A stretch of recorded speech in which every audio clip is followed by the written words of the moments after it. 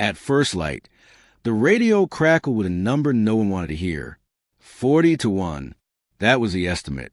A single company of Filipino Army Rangers holding a narrow ridgeline against a force that could swallow them whole. The extraction helicopter was on standby. Command advised withdrawal. The men looked at one another, then at the valley below. No one moved a pack. The operation had begun as a targeted mission in a remote stretch of Mindanao, where thick jungle pressed against small farming communities.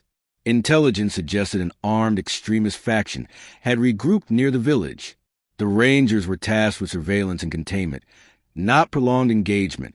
They expected resistance, but not a force concentrated at this scale. The unit belonged to the Scout Ranger Regiment of the Philippine Army, a formation known for counterinsurgency operations in complex terrain.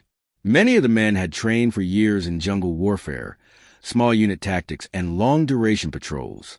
They understood isolation. They understood uncertainty. What they had not anticipated was the speed with which the situation would turn. By mid-morning, spotters confirmed movement across multiple tree lines. Armed fighters were maneuvering in coordinated groups, attempting to encircle the ridge. The Rangers counted positions, marked probable firing lanes, and calculated ammunition. The ratio became clear. They were heavily outnumbered, and the enemy held the advantage in manpower and familiarity with the surrounding terrain. Command radioed again. Air support could disrupt the perimeter, but evacuation would mean abandoning the elevated ground overlooking the village.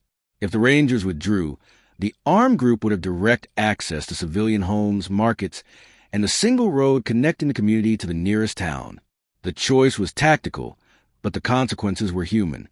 The platoon leader, a captain in his early 30s, gathered his squad leaders behind a rock outcrop. There was no speech about glory, no dramatic appeal. He laid out the facts. Ammunition was limited. Casualty evacuation would be slow. Reinforcements were hours away. Then he asked a simple question. If they left, who would stand between the fighters and the village? The answer came quietly. They would hold. Not because they believed they could defeat a force 40 times their size in open combat, but because delay mattered. Every minute bought time for local authorities to evacuate families. Every hour forced the armed group to remain fixed on the ridge rather than descending into civilian streets. They redistributed ammunition. Machine gunners were positioned to cover the narrowest approach. Marksmen identified elevated perches within the canopy. Communication lines were checked and rechecked. The Rangers were not preparing for a decisive battle. They were preparing for endurance. Their objective was simple: deny movement, control the high ground, and survive long enough to change the outcome. The first wave came before noon. Sporadic gunfire tested their defenses, probing for weak points. The Rangers responded with measured bursts, conserving rounds. They avoided overexposing themselves, firing only when targets were confirmed. The jungle amplified every shot, creating the illusion of greater numbers on both sides.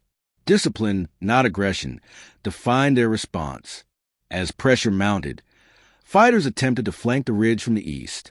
2 Ranger teams shifted position, crawling through brush under sustained fire. It was not a cinematic maneuver. It was slow, deliberate, exhausting work. They sealed the gap, forcing the attackers back into denser vegetation where visibility dropped and coordination became more difficult. By mid-afternoon, the heat became another adversary. Body armor trapped moisture. Water supplies dwindled faster than expected. A medic moved between positions, checking for dehydration as much as for wounds. One Ranger suffered a graze to the shoulder but refused morphine, asking only for fresh bandaging so he could return to his firing point. Below the ridge, local officials worked to move civilians out of the most vulnerable homes. Trucks carried families along the dirt road, heading toward a municipal hall several kilometers away. The Rangers could not see this evacuation in real time. They could only assume their stand was making space for it to happen. As daylight began to soften, the opposing force intensified its assault. Coordinated volleys erupted from 3 sides, testing the Rangers' perimeter. The ratio was evident in the volume of fire alone. The captain adjusted fields of fire, ordering control withdrawal from an exposed spur while maintaining coverage through interlocking positions. A communications operator reported interference on the main frequency. Backup channels were activated. Reinforcements were confirmed but delayed by terrain and security concerns along the access route. The Rangers recalculated their timeline. They would have to hold through dusk, possibly into night, when visibility would collapse and movement would become unpredictable. One of the youngest soldiers, barely 2 years into service, later described a moment he understood the odds.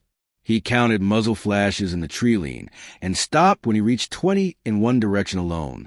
He steadied his breathing and focused on his assigned sector. Training narrowed his world to a single arc of responsibility. The Rangers' advantage lay in elevation and cohesion. While outnumbered, they operated within a unified command structure, each team aware of the broader plan. The opposing fighters, though numerous, struggled to coordinate across uneven ground. Attempts to mass for a direct push exposed them to concentrated fire from a ridge. As evening approached, ammunition levels became critical. The captain authorized stricter fire control, limiting engagement to confirm threats within effective range. Every round had to matter. There was no room for waste. The men spoke less. Hand signals replaced verbal commands. Fatigue set in, but discipline held. The second injury came just before sunset. A fragment from a nearby impact struck a ranger in the thigh. The medic worked quickly, applying a tourniquet and stabilizing behind cover. Evacuation was impossible until reinforcements secured the lower slope. The wounded soldier remained conscious, insisting others stay focused on their sectors. Night fell unevenly across the jungle. Shadows merged, and distance became difficult to judge. The Rangers switched to night vision equipment where available, though not every man had access. The soundscape changed. Insects returned. Gunfire echoed unpredictably. The numerical disparity felt even larger in darkness. The opposing force attempted another encirclement under cover of night, moving in smaller elements. A ranger listening post detected movement on loose gravel below the western edge. A brief, controlled exchange pushed the group back. The ridge remained contested but intact. The line had not broken. Hours stretched. The men rotated positions in short intervals to prevent exhaustion from degrading accuracy. Water was rationed carefully. The wounded were monitored continuously through intermittent radio contact. The captain received confirmation that most civilians had cleared the immediate area. The information spread quietly from man to man. That confirmation shifted something intangible. The mission was no longer hypothetical. Their presence on the ridge had altered the timeline. The armed group had failed to descend into the village during daylight. Families were no longer in direct proximity to the advancing fighters.